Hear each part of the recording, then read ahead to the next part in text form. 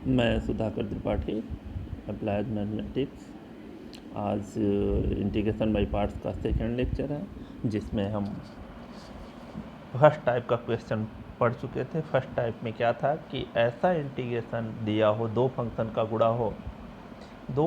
गुणा हो और इस तरह के दोनों फंक्शन हो जिसमें दोनों के इंटीग्रेशन हमें पता हो।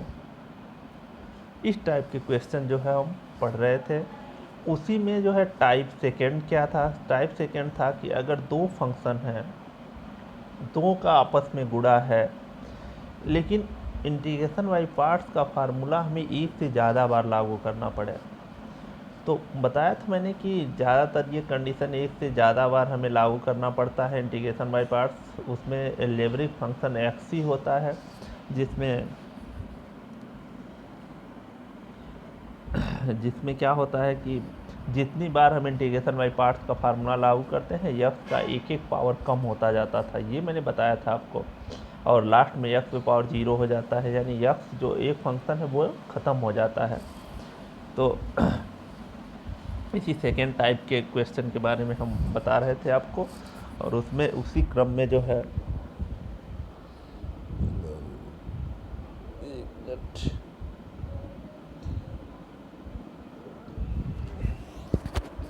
उसी क्रम में उसके आगे बात करेंगे हम।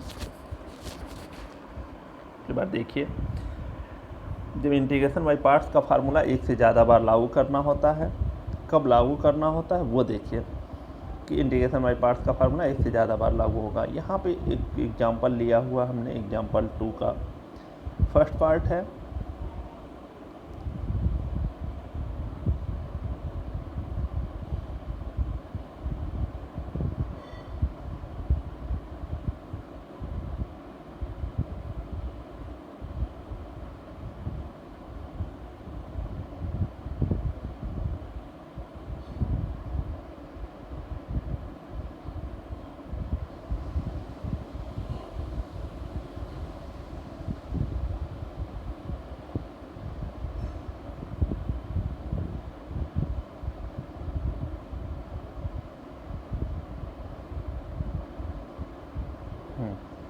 देखिए, ये आइकॉन जो है थोड़ा सा दूर चला गया था,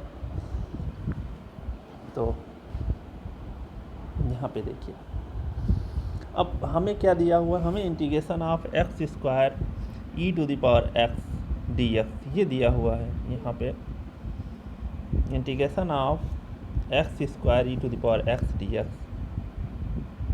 अब हमें क्या करना, हम आइलेट के हिसाब से फर्स्ट फंक्शन और सेकंड फंक्शन मानते हैं। आपको बताया था मैंने कि जो समस्या होती है किसको फर्स्ट माना जाए और किसको, ये काफ़ी इंपॉर्टेंट है, किसको फर्स्ट फंक्शन मानेंगे, किसको सेकंड। अगर इसी क्वेश्चन में हम ई टू द पावर एक्स को फर्स्ट मान लें, एक्स स्क्वायर को सेकंड मान लें, तो इंटीग्रेशन कभी ख़त्म ही नहीं होगा, बढ़ता चला जाएगा एक्स पे पावर। तो ये काफ़ी इंपॉर्टेंट है किसको फर्स्ट माना जाए और किसको सेकंड फंक्शन माना जाए। इस क्रम में हम क्या करते हैं, आइलेट का यूज करते हैं। आइलेट में जो फंक्शन पहले आता है वो फर्स्ट फंक्शन और जो बाद में आता है वो सेकेंड फंक्शन। हम देख रहे हैं कि एक्स स्क्वायर क्या है, वो एक एल्जेब्रिक फंक्शन है, और e to the power x exponential function.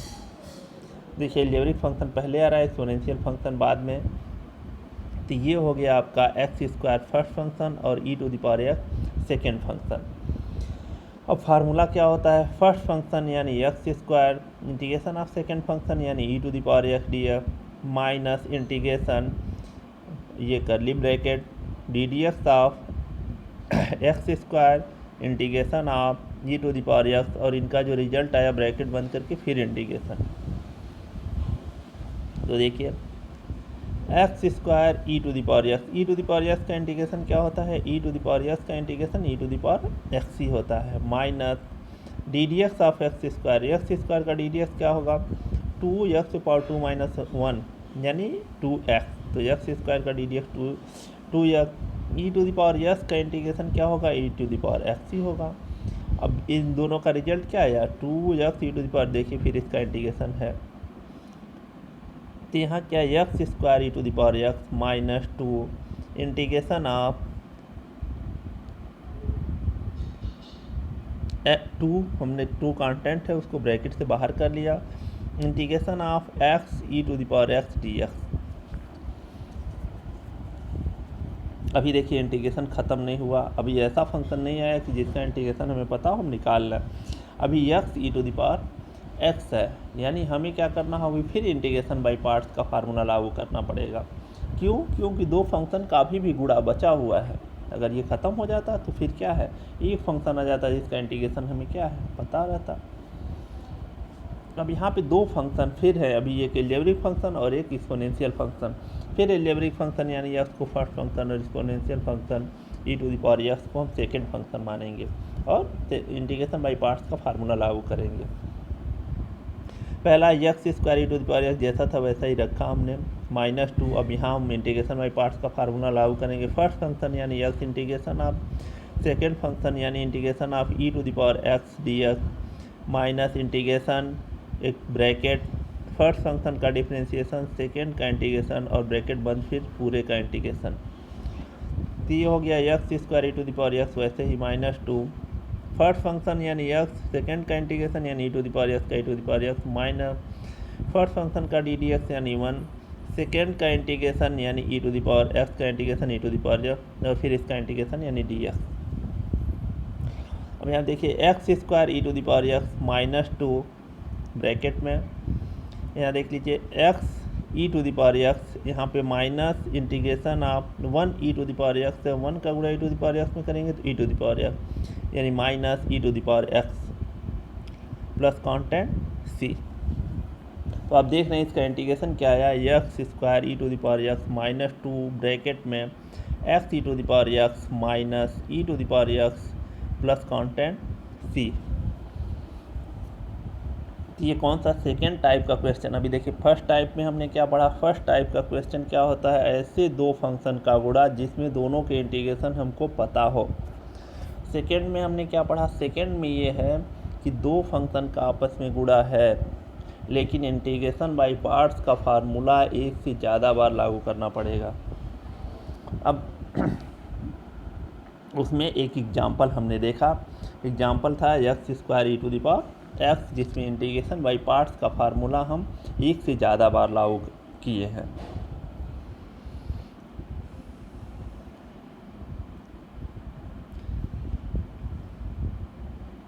इसी क्रम में एक और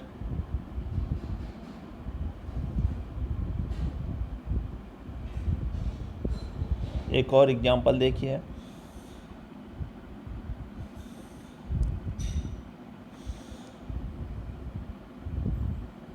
एग्जाम्पल 2 का सेकेंड पार्ट देखिए क्या है। एग्जाम्पल 2 का सेकेंड पार्ट दिया हुआ integration of x square integration of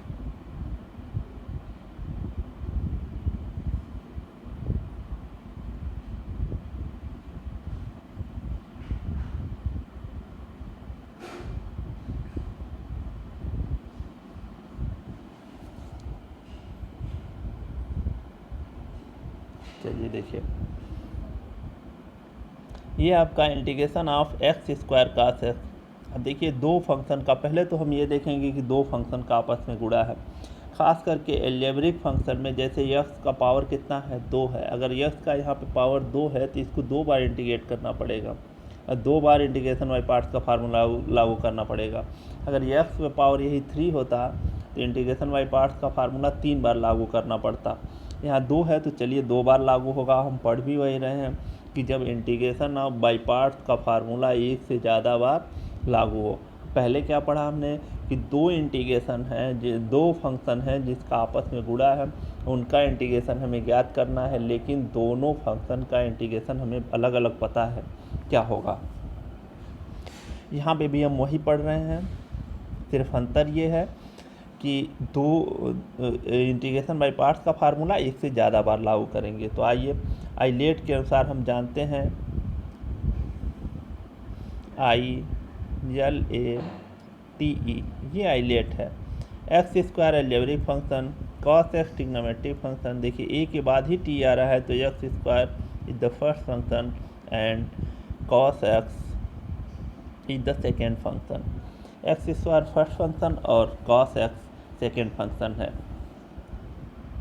अब फार्मूला क्या होता है, first function integration of second function minus first function का डिफरेंशिएशन, सेकेंड का इंटीग्रेशन और फिर जो इनका रिजल्ट आए फिर उसका इंटीग्रेशन, ये फार्मूला है।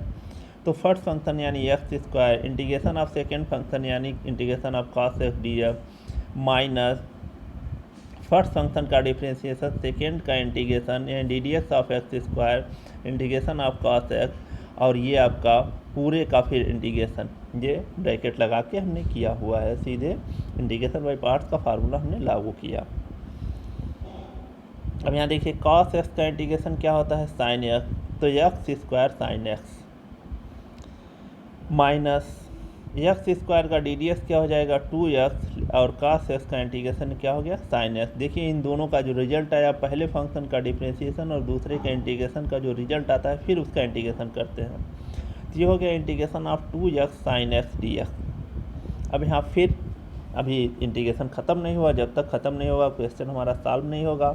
यहाँ पे 2 कांस्टेंट है जिसको हम बाहर कर लिए हैं, सीधे हमने ब्रैकेट लगा के बाहर लिख लिया है। यहाँ पे 2 फंक्शन हमारे पास बचे हुए हैं, वही एक एल्जेब्रिक एक ट्रिग्नोमेट्रिक। तो एल्जेब्रिक फंक्शन को हमने फर्स्ट फंक्शन और ट्रिग्नोमेट्रिक फंक्शन को सेकेंड फंक्शन माना आइलेट के अनुसार। तो यहाँ 2 फर्स्ट फंक्शन यानी अब फार्मूला लागू कर रहे हैं हम 2 फलन के गुणन का।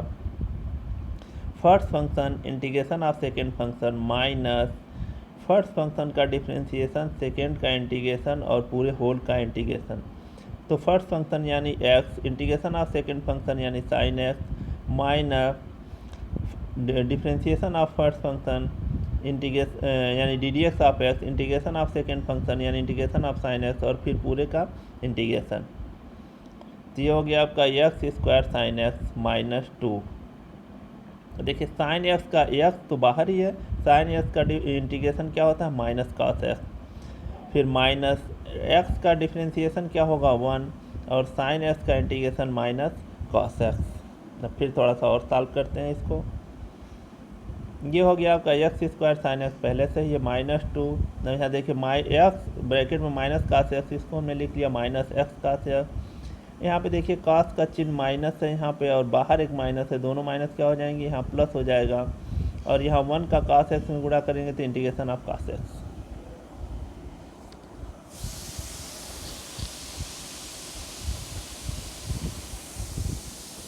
देखिए क्या बचा x square sin x minus 2 bracket में, यह माइनस एक्स cos x बचा हुआ है, और cos x का इंटीग्रेशन क्या होता है cos x का इंटीग्रेशन sin x, और जैसे इंटीग्रेशन ख़त्म होगा एक कांस्टेंट c।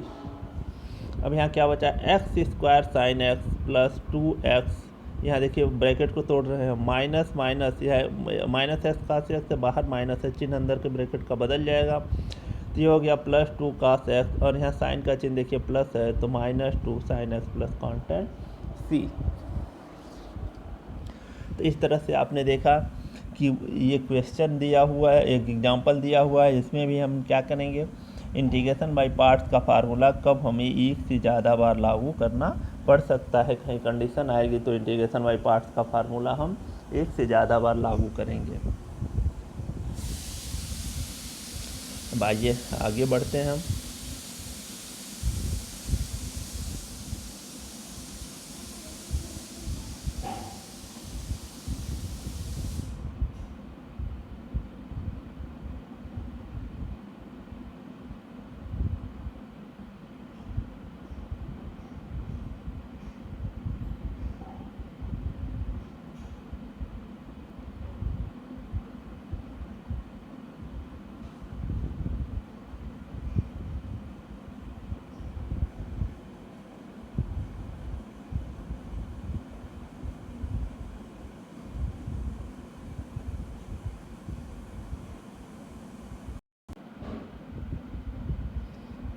चलिए अब जो है टाइप थर्ड टाइप का किस तरह का क्वेश्चन होता है, क्या करना होता है हमें, हम उसके बारे में बात करेंगे।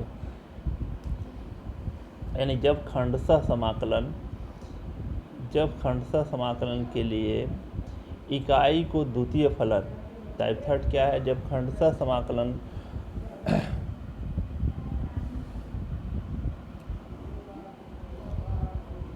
देखिए जब खंडशः समाकलन के लिए इकाई को द्वितीय फलन माना जाता है या द्वितीय फलन लिया जाता है, ये है, यानी जब ऐसा फंक्शन हो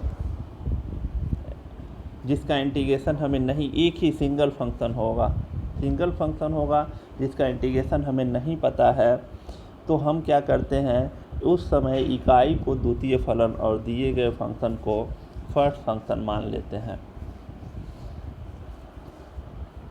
तो देखिए टाइप थर्ड की बात कर रहे हैं हम। टाइप थर्ड में क्या है कि एक सिंगल फंक्शन दिया रहेगा जिसका इंटीग्रेशन नहीं पता होगा, हमें उसका इंटीग्रेशन पूछेगा और उसका इंटीग्रेशन नहीं पता है। अब हम देखिए हमारे पास 5 फंक्शन होते हैं, हम एक एक की बात करते हैं। पहले देखिए ये आई एल ए टी, ये आपका, एक मिनट फिर से देखिए, आई एल ए टी और ई। अब ये है, इसमें हमें क्या करना है, आइलेट के हिसाब से देखते हैं कौन सा फंक्शन है। अगर मान लीजिए कहीं पे, इधर से हम शुरू करते हैं, एक्सपोनेंशियल फंक्शन है, जैसे मान लीजिए अकेला हो e⁻²x हो, तो इसका इंटीग्रेशन तो हमें पता है कैसे निकालना है।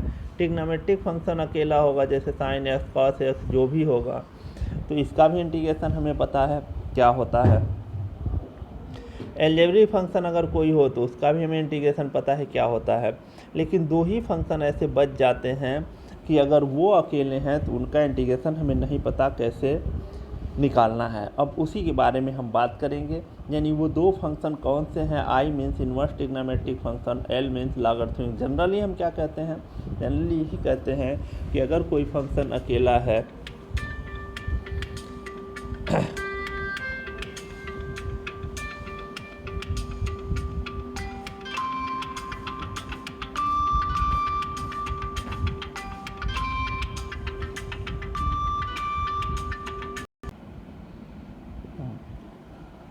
चलिए हम देख रहे थे एग्जाम्पल 3 का फर्स्ट पार्ट, यानी क्या करना, हमें एक ही फंक्शन दिया हो और जिसका इंटीग्रेशन हमें क्या है नहीं पता है, तो ऐसे कंडीशन में हम क्या करते हैं, दिए हुए फंक्शन को फर्स्ट फंक्शन और 1 को जो है इकाई को सेकेंड फंक्शन मानते हैं। तो अब यहाँ पे देखिए हमने क्या है, एक ही फंक्शन दिया हुआ है, वो क्या है tan इनवर्स x है। बताया था मैंने आपको 2 फंक्शन हैं ऐसे जो अगर सिंगल हैं जिनका इंटीग्रेशन हमें नहीं पता है। एक तो क्या है लॉगरिथमिक फंक्शन, दूसरा क्या है इन्वर्स ट्रिग्नोमेट्रिक फंक्शन। तो यहाँ इन्वर्स ट्रिग्नोमेट्रिक फंक्शन एग्जाम्पल में दिया हुआ है, क्या है tan इनवर्स x।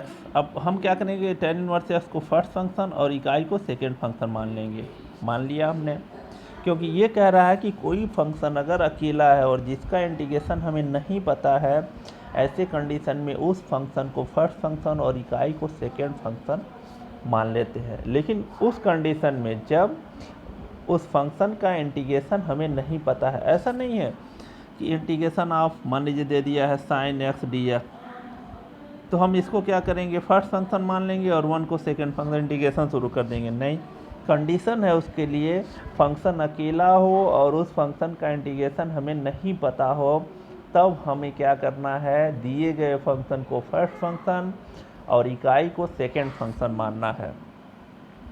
अब यहाँ दिया हुआ इंटीग्रेशन क्या है, integration of tan inverse x, और जिसका इंटीग्रेशन हमें नहीं पता है, इस कंडीशन में हम क्या करेंगे कि tan इनवर्स x को फर्स्ट फंक्शन और इकाई को सेकेंड फंक्शन मान सकते हैं। अब देखिए हमने मान लिया, हमने क्या माना, हमने माना tan इनवर्स x को फर्स्ट फंक्शन और 1 को सेकेंड फंक्शन मान लिया। अब ये मान लिया हम, तो इंटीग्रेशन बाय पार्ट्स का फार्मूला लागू करेंगे। तो इंटीग्रेशन बाय पार्ट्स के फार्मूले से क्या होता है, tan inverse x first function यानी tan inverse x integration of second function यानी इंटीग्रेशन ऑफ 1 dx, फिर माइनस एक इंटीग्रेशन का चिन्ह ब्रैकेट में फर्स्ट फंक्शन का डिफरेंशिएशन यानी d d x of tan inverse x, second का इंटीग्रेशन यानी इंटीग्रेशन ऑफ 1 dx, और फिर पूरे का इंटीग्रेशन। यहाँ पे देखिए tan इनवर्स एक्स कोई प्रोसेस ही नहीं करना, वो तो ऑलरेडी फर्स्ट फंक्शन ऐसे ही बाहर है। इंटीग्रेशन ऑफ 1 डी एक्स फार्मूले से क्या होता है, integration of 1 d x equal to x minus integration of, यहाँ पे देखिए d d x of tan inverse x, tan inverse x का डी डी एक्स क्या होता है 1/1 प्लस एक्स स्क्वायर, और इंटीग्रेशन ऑफ 1 डी एक्स यानी इंटीग्रेशन ऑफ 1 डी एक्स का क्या होगा केवल एक्स, और आप जानते हैं जो रिजल्ट आता है उसका इंटीग्रेशन, तो पहले इंटीग्रेशन और डी एक्स।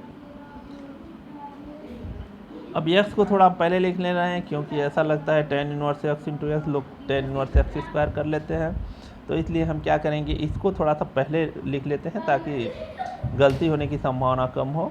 यहाँ पे x को पहले लिख लिया और tan इनवर्स एक्स, तो यानी x tan inverse x minus, यहाँ पे देखिए हम दो का ऊपर गुणा कर रहे हैं, नीचे भी गुणा कर रहे हैं, नीचे वाला बाहर कर दे रहे हैं, हम यहाँ लिख रहे हैं 1/2 integration of 2x/1 plus x square D x. ऐसा क्यों कर रहे हैं हम, क्योंकि हर का डिफ्रेंसिएशन अंश में प्रेजेंट हो, डिनोमिनेटर का डिफ्रेंसिएशन न्यूमरेटर में प्रेजेंट हो, वो वाला हम फार्मूला लागू करेंगे। ऐसे कंडीशन में जब डिफ्रेंसिएशन का जब डिनोमिनेटर का डिफ्रेंसिएशन न्यूमरेटर में प्रेजेंट हो तो उसका इंटीग्रेशन लॉग डिफ्रेंसिएशन होता है, लॉग डिनोमिनेटर होता है, क्योंकि पीछे हम लोग पढ़ चुके हैं। तो यहाँ पे देखिए x tan inverse x minus 1/2 log, अब यहाँ सीधे हमने कर लिया इंटीग्रेशन इसका लॉग। अब देखिए यहाँ डिनोमिनेटर का डिफ्रेंसिएशन न्यूमरेटर में प्रेजेंट है, तो ऐसे कंडीशन में क्या होगा लॉग डिनोमिनेटर, ये इसका इंटीग्रेशन होता है, तो यानी log denominator 1 plus x square.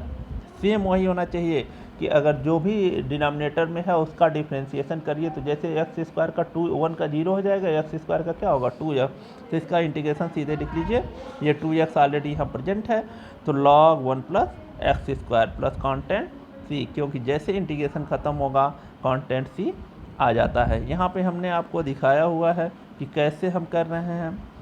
ये देखिए integration of 2x/1 plus x square, तो अब प्रतिस्थापन भी से करते हैं हम। देखिए वही ये उसी टाइप का जो सब्स्टिट्यूशन मेथड में हमने आपको बताया था कि उस टाइप का क्वेश्चन बताया था, जब डिनोमिनेटर का डिफरेंशिएशन न्यूमरेटर में प्रेजेंट हो तब हम क्या करते हैं डिनोमिनेटर को t मान लेते हैं। वही है यहाँ पे a1 plus x square denominator में है और इसका डिफरेंशिएशन करेंगे तो 1 का 0 और एक्स स्क्वायर का 2x जो कि न्यूमरेटर में प्रेजेंट है, इसलिए हम इसको क्या मान लेंगे, इसको t मान लेंगे। तो हमने इसको t माना। t मानने के बाद देखिए t मानने के बाद हम क्या करेंगे, आप जानते हैं कि जैसे हम t मानते हैं तो वेरिएबल t मानने का मतलब हम वेरिएबल x को t में चेंज कर रहे हैं, तो जहाँ dx उसको भी dt में चेंज करना होगा। तो उसके लिए हम क्या करते हैं, इसको डिफरेंशिएट करते हैं, जिसको हमने माना विथ रिस्पेक्ट टू x। तो 1 का x के रिस्पेक्ट में डिफरेंशिएशन, किसी भी कांस्टेंट का किसी भी वेरिएबल के रिस्पेक्ट में डिफरेंशिएशन 0 होता है, तो 1 का डिफरेंशिएशन क्या हो गया 0, और एक्स स्क्वायर का क्या होगा 2x। अब यहाँ पे हमने सीधे लिख दिया है dx, इसलिए कि इधर dt/dx आएगा, सीधे dx लिख दिया हमने, तो ये हो गया आपका 2x dx equal to dt।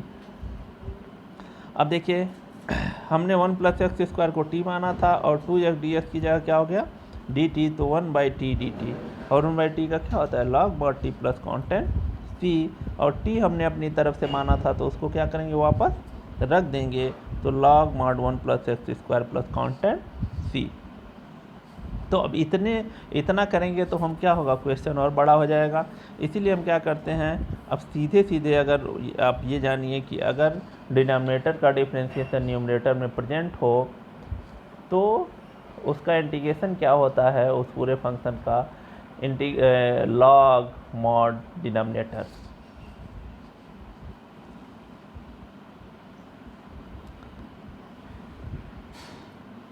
ये इंटीग्रेशन हमने देखा, कौन सा टाइप, थर्ड का देखा हमने। थर्ड टाइप में क्या है कि अगर कोई फंक्शन अकेला है उसका इंटीग्रेशन हमें नहीं पता है, तो इस कंडीशन में दिए गए फंक्शन को फर्स्ट फंक्शन और इकाई को सेकेंड फंक्शन मान लेते हैं।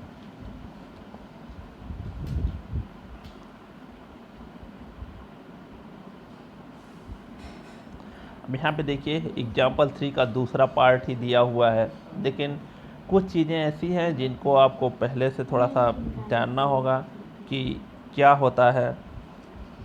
एक देखिए अच्छा एग्जाम्पल है, ये दिया हुआ है integration of cos inverse 1 minus x square upon 1 plus x square. अब ये कहाँ से इसको कैसे सॉल्व करेंगे, यहाँ देख के तो कुछ नहीं लग रहा है कि इसका इंटीग्रेशन कैसे ज्ञात होगा, लेकिन जिनको इन्वर्स ट्रिग्नोमेट्रिक फंक्शन के फार्मूले मालूम होंगे उनको ये सीधे देख के ही पता चल जाएगा कि ये क्या है। इसी को हम कहते हैं 2 tan इनवर्स एक्स। अगर जिनको नहीं पता है वो क्या कर सकते हैं, देखिए cos 2x का फार्मूला भी होता है, वहाँ से भी आपको पता चल जाएगा। यहाँ देखिए हम थोड़ा सा बताएंगे आपको कि अगर पुट कर दिया जाए यहाँ, तो अभी इंटीग्रेशन की कोई बात नहीं होगी, अभी हम सिर्फ इन्वर्स वाले को पुट करेंगे यहाँ पे। देखिए अगर मान लीजिए हम ये पुट कर रहे हैं यक्स की जगह हम tan थीटा पुट कर दें।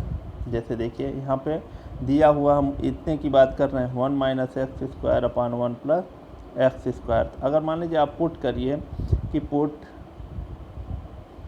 x equal to tan theta, तो यहाँ हो जाएगा 1 माइनस tan स्क्वायर थीटा और 1 प्लस tan स्क्वायर थीटा। और ये किसके इक्वल होता है, ये होता है आपका cos 2x के इक्वल हो जाता है। अब देखिए हमने x इक्वल टू क्या पुट किया था, tan थीटा, तो थीटा इक्वल टू क्या हो जाएगा, tan इनवर्स x। अब देखिए यहाँ ये cos इनवर्स cos 2x हो गया, क्योंकि ये किसके इक्वल हो गया, cos 2x के। तो ये हो गया cos 2x नहीं cos 2 थीटा, x तो ऑलरेडी दिया है, x बराबर हमने पुट किया है। तो ये हो गया आपका cos इनवर्स cos 2 थीटा। अब cos इनवर्स cos खत्म तो कितना 2 थीटा, और थीटा क्या है tan इनवर्स x है, तो ये 2 tan इनवर्स x हो गया। अब यहाँ से क्वेश्चन क्या हो जाएगा, फिर वहीं वापस आ गया। अभी हमने पढ़ा था integration of tan inverse x क्या होता है। अब देखिए ये क्वेश्चन तो देखने में थोड़ा सा बड़ा लग रहा है, लेकिन ये है छोटा ही। वही क्वेश्चन जो पीछे हमने सॉल्व किया, केवल क्या है 2 का गुणा कर दिया गया है। लेकिन क्वेश्चन को इस तरह से दिया हुआ है कि जिनको इन्वर्स ट्रिग्नोमेट्रिक फंक्शन का नॉलेज नहीं होगा उनके लिए क्वेश्चन क्या होगा, टफ हो जाएगा। या तो जो लोग पुट करना cos 2 थीटा का फार्मूला जिनको मालूम होगा उनके लिए भी ये क्वेश्चन ईजी हो जाएगा, क्योंकि हम जानते हैं cos 2x वाला फार्मूला जो है उसका एक पार्ट ये होता है 1 माइनस tan स्क्वायर एक्स अपान 1 प्लस tan स्क्वायर एक्स, और उसी फॉर्म में ये दिया हुआ है। तो जैसे ही x equal to tan theta put करेंगे आप, तो ये क्या हो जाएगा, ये cos 2 थीटा में बदल जाएगा, और फिर थीटा हमने अपनी तरफ से माना है उसका मान वापस रख लेंगे। हम इसको थोड़ा सा यहाँ डिटेल में समझाए हुए हैं, जिनको फार्मूला याद है वो सीधे सीधे उसका उपयोग कर सकते हैं। यहाँ पे वो इसको सीधे सीधे क्या लिख सकते हैं 2 tan इनवर्स x। हमने क्या किया, हमने देखिए यहाँ पे cos 2x इक्वल टू ये होता है, ये फार्मूला है। अब हमने क्या किया, x की जगह पुट कर दिया tan थीटा, थोड़ा सा और इधर कर देना है।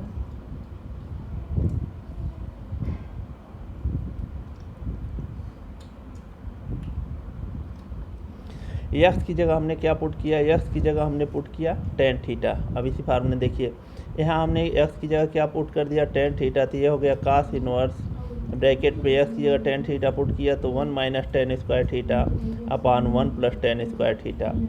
अब देखिए यही 1 minus tan square x 1 plus tan, ये किसके इक्वल है, cos 2x के है। तो 1 minus tan square theta upon 1 plus tan square theta, ये किसके इक्वल होगा, cos 2 थीटा के इक्वल होगा। तो ये हो गया आपका देखिए cos इनवर्स cos 2 थीटा। अब जानते हैं हमारी कोशिश होती है कि cos इनवर्स अगर कहीं है तो cos इनवर्स cos हो जाता तो वो दोनों ख़त्म हो जाते, हमने वही किया। यहाँ cos इनवर्स cos दोनों क्या हो गए, ख़त्म हो गए, तो क्या बचा 2 थीटा। अब देखिए हमने माना था x equal to tan theta, तो दोनों तरफ का अगर मान लीजिए tan इनवर्स ले लेते हैं तो इधर tan इनवर्स x हो जाएगा, या सीधे थीटा का जिस कोण का मान हमें नहीं पता होता हम उसको क्या करते हैं इन्वर्स के रूप में लिख लेते हैं। ये थीटा इक्वल टू हो जाएगा tan इनवर्स x। तो जहाँ थीटा है वहाँ क्या रख देंगे हम tan इनवर्स x रख देंगे। हमने थीटा माना था, फिर वापस क्या किया हमने उसको हटा दिया। तो ये टोटल क्या है, cos inverse 1 minus x square upon 1 plus x square किसके इक्वल आया, 2 tan इनवर्स एक्स के। आज इनको फार्मूला मालूम है सीधे लिख लेंगे 2 tan इनवर्स एक्स। अब 2 tan इनवर्स एक्स का देख लीजिए, हम यहीं सिर्फ अभी किया था हमने इंटीग्रेशन, ये tan इनवर्स एक्स का किया हुआ है। 2 जानते हैं आप कांस्टेंट है, और वो 2 क्या हो जाएगा कि बाहर चला जाएगा, यानी सीधे सीधे जो इसका रिजल्ट आएगा यहाँ पे, जो tan इनवर्स एक्स का आया है क्या है, 2 बाहर कर देंगे, 2 का गुणा हो जाएगा इस रिजल्ट में, बाकी कुछ नहीं है। हमने tan इनवर्स एक्स का निकाला ही है, तो क्या करेंगे 2 tan इनवर्स एक्स का भी वही होगा, केवल 2 का गुणा हो जाएगा, जितना है उसमें क्या हो जाएगा, जैसे 2x tan इनवर्स एक्स, 2 का यहाँ गुणा हो जाएगा, 2 2 कट जाएगा, minus log mod 1 plus x square plus constant c, ये आएगा। तो आज हम इतना ही पढ़ेंगे, इसके बाद फिर आगे एग्जाम्पल 3 का ये दूसरा पार्ट हमने किया था।